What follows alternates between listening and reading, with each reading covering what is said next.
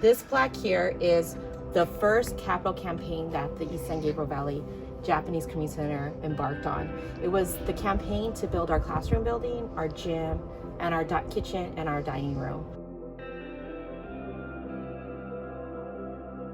Bought this facility in 1952 from a Lutheran church. That was because our original location was located on Puente and Service and Sunset.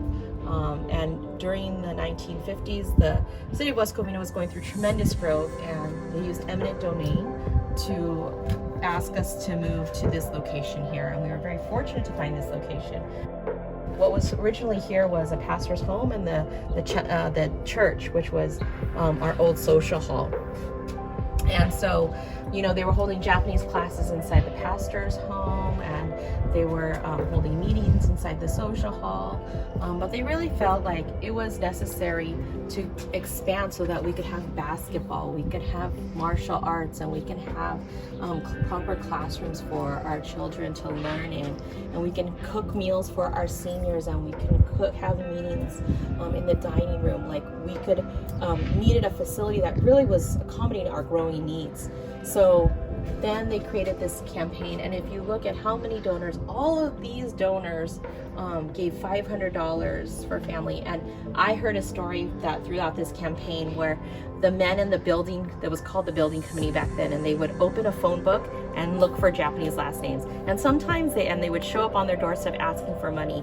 And sometimes they would get to these houses, and a Japanese family didn't live there, but they still went out there and asked for money and asked for support. And, you know, I heard that they received such overwhelming support for this capital campaign.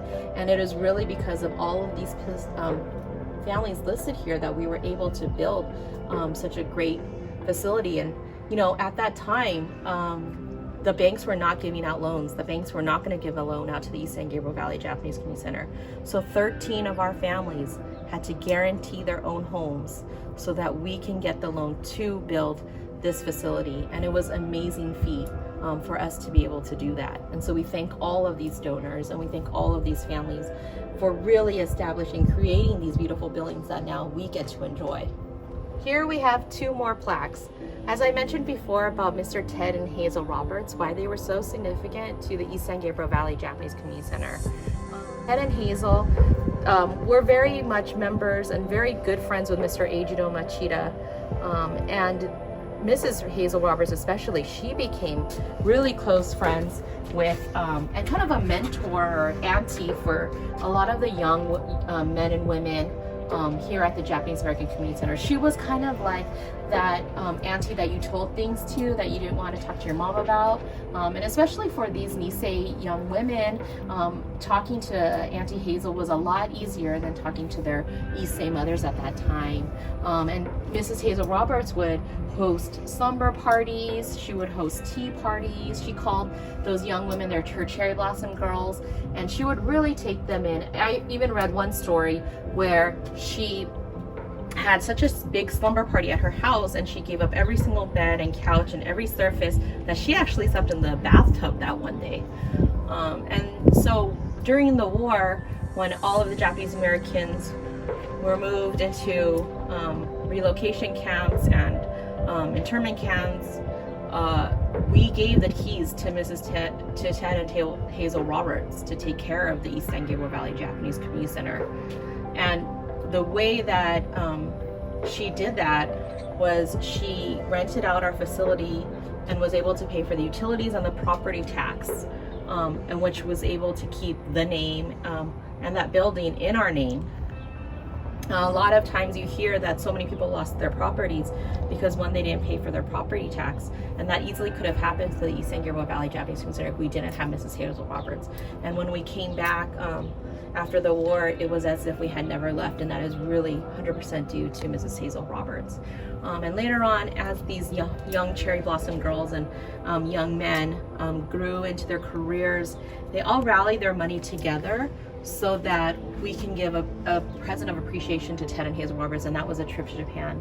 And I think that shows just, you know, she was so appreciative and such a big proponent of the Japanese community, and she had never been to Japan, and I think for all of those families to get together and, you know, raise that money for her to have that experience of a lifetime is really something that we are super proud of, and that we hope really shows the character of our community.